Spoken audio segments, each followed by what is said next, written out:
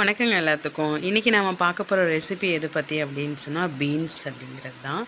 Beans வந்து விலை குறைவாக கிடைக்கிற நிறைய ஸ்டார்ச் சத்து நிறைந்த ஒரு இதுதான் காய் தான். இது வந்து மலச்சிக்கலை சரி பண்ணும், செரிமானத்தை வந்து சரியாக நடத்தும், உடல் எடை குறைக்கணும். அப்படிங்கிறவங்களாம் இந்த காயை எடுத்து சாப்பிட்லாம். கொழுப்பு வந்து கரைக்கிற இது, நோய் எதிர்ப்பு சக்தி அதிகமாக தருது.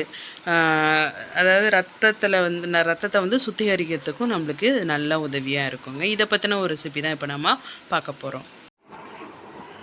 ஃபஸ்ட் நம்ம என்ன பண்ணிக்கணும்னா, ஒரு ஜாரில் வெங்காயம், பூண்டு ஒரு 10 பல், அது கூட ஒரு இஞ்சி ஒரு சின்ன துண்டு, புதினா இலை, கொத்தமல்லி இலை போட்டு நல்லா கிரைண்ட் பண்ணி வச்சுக்கணும்.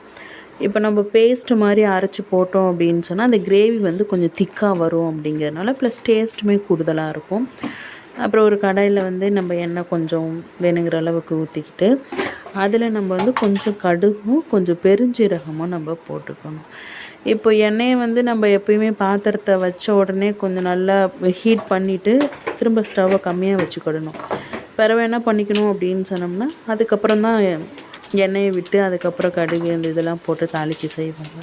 எல்லாம் மேலே தெரிக்கும் அப்படின்னு சொல்லுவாங்க இல்லையா, அதுக்கு வேண்டி. அண்ட் அதில் வந்து நான் என்ன பண்ணினேன் அப்படின்னு சொன்னால், அந்த பெருஞ்சீரகமும் கடுகும் போட்டு தாளித்த பிறகு நம்ம அரைச்சி வச்சோம் இல்லையா ஒரு பேஸ்ட்டு, அது போட்டு நல்லா வதக்கி விட்டுக்கிட்டேன். அதை வந்து கொஞ்சம் தண்ணி விட்டு அரைச்சிங்கனாலும் சரி, அப்படி இல்லைன்னா கொஞ்சம் அப்படியே வேறு எதுவுமே விடாமல், ஏன்னா வெங்காயத்தில் இருக்கிற தண்ணியே வந்து போதுமானதாக இருக்கும். நான் வந்து பெரிய வெங்காயம் போட்டுக்கிட்டேன். நீங்கள் வந்து சின்ன வெங்காயம் போட்டுக்கிட்டிங்க அப்படின்னா அது இன்னுமே டேஸ்ட்டு கூடுதலாக இருக்கும். அப்புறம் அந்த இதை நல்லா வணங்க விட்டுட்டு, ஒரு எண்ணெய்லாம் மேலே வர அளவுக்கு நல்லா வணங்க விட்டுட்டு, அதில் மஞ்சத்தூள், மிளகாத்தூள், கொஞ்சம் ஜீரகத்தூள், கொஞ்சம் கரம் மசாலா இருந்துச்சு அப்படின்னு சொன்னால் அதையும் நீங்கள் போட்டுக்கிட்டிங்கன்னா அது இன்னுமே நல்லா கறிக்குழம்பு டேஸ்ட்டில் வரும். ஓகேங்களா? அப்புறம் அதை போட்டு நல்லா கொஞ்சம் கிண்டி விடுங்க. கிண்டி விட்டுட்டு கொஞ்சம் லைட்டாக அதில் வந்து நல்லா எண்ணெய் மேலே வர அளவுக்கு நம்ம அதை கொஞ்சம் வேகடிக்கணும் அப்படின்னு சொல்லுவாங்க. அதில் வந்து கொஞ்சம் வேணுங்கிற அளவுக்கு உப்பு போட்டுக்கிட்டு நல்லா பிடிச்சி கிண்டி விடுங்க. கிண்டி விட்டுட்டு அதுக்கப்புறம் நம்ம என்ன பண்ணணும் அப்படின்னு சொன்னால், அதை கொஞ்ச நேரம் விட்டுருங்க. விட்டுட்டு அதில் வந்து நம்ம கட் பண்ணி வச்சுருப்போம் இல்லைங்களா காய்கறி, அதை ஆட் பண்ணிக்கணும். அதுக்கு முன்னாடி அதை நல்லா போட்டு நல்லா மெர்ஜ் பண்ணி விட்டுங்க. அந்த மசாலா அந்த பச்சை வாடெல்லாம் போகிற அளவுக்கு நல்லா விட்டணும். விட்டதுக்கு அப்புறமா தான் நம்ம அதில் காய் வந்து ஆட் பண்ணணும். அதுக்கப்புறமா நம்ம ஆட் பண்ணணும் அப்படின்னு சொன்னால் அது ரொம்ப நல்லாயிருக்கும். பாருங்கள், இந்த மாதிரி நல்லா போட்டு கொஞ்சம் தண்ணி வேணுங்கிற அளவுக்கு விட்டுட்டு அதை என்ன பண்ணிக்கணும் அப்படின்னு சொன்னால், கொஞ்சம் நேரம் அப்படியே கொஞ்சம் மூடி போட்டு கொஞ்சம் கொதிக்கி விடணும். அதுக்கப்புறமா என்ன பண்ணுறீங்க அப்படின்னா, அந்த காய் போட்டு ஆட் பண்ணிவிட்டு நல்லா பிடிச்சி கலந்து விடுங்க. நல்லா கலந்து விட்டுருங்க. பீன்ஸ் அப்படிங்கிறதுனால அது வந்து கொஞ்சம் நல்லா ஒரு சிலர் சொல்லுவாங்க பீன்ஸ் வந்து கொஞ்சம் நரன்னு இருக்கும் அப்படின்னு சொல்லிட்டு. ஆனால் பீன்ஸ் வந்து நல்லாவே வெந்துடும். அதை நம்ம விடுற பதத்தில் தான் இருக்குது. எந்த ஒரு காயாக இருந்தாலுமே தக்காளி வந்து கூட போட்டோம் அப்படின்னு சொன்னால் அது கொஞ்சம் வேகிறது கொஞ்சம் லேட் ஆகும்.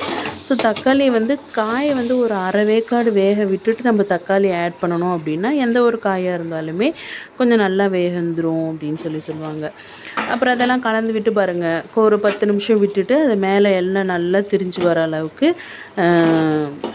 நல்லா கிண்டி அது வரைக்கும் கொஞ்சம் விடணும். பாருங்கள், ஓப்பன் பண்ணி பார்த்தோம்னா இந்த மாதிரி இருக்கும். அப்போ வந்து காய் வந்து ஒரு 80% வந்து வெந்திருக்கும் நல்லாவே.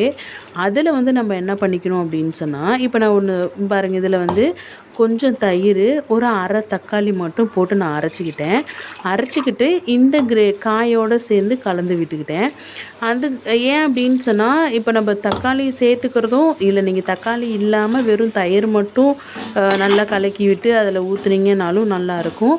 எனக்கு வந்து புளிப்பு டேஸ்ட்டு கொஞ்சம் பிடிக்கும் அப்படிங்கிறதுனால நான் என்ன சேர்த்துக்கிட்டேன் அப்படின்னு சொன்னால், ஒரு ஹாஃப் தக்காளியை மட்டும் தயிரோடு சேர்ந்து ஒரு மிக்சியில் போட்டு ஒரு ஓட்டி அதில் நான் ஊற்றிக்கிட்டேன். அது இன்னுமே டேஸ்ட் வந்து ரொம்ப நல்லாயிருக்கும். பாருங்கள், அது ஒரு 10 நிமிஷம் நான் வேக அடிச்சுட்டு அதை நான் மூடி ஓப்பன் பண்ண உடனே இந்த மாதிரி இருக்குது. அதில் என்ன பண்ணணும் அப்படின்னு சொன்னால், கடைசியாக கொஞ்சம் கருவேப்பிலை, கொஞ்சம் மல்லித்தூள் சேர்த்து இது பண்ணிவிட்டு டேஸ்ட் கொத்தமல்லி கருவேப்பிலை போட்டு இறக்கணும்னா ரொம்ப சுவையான ஒரு பீன்ஸ் கறி நம்மளுக்கு ரெடி.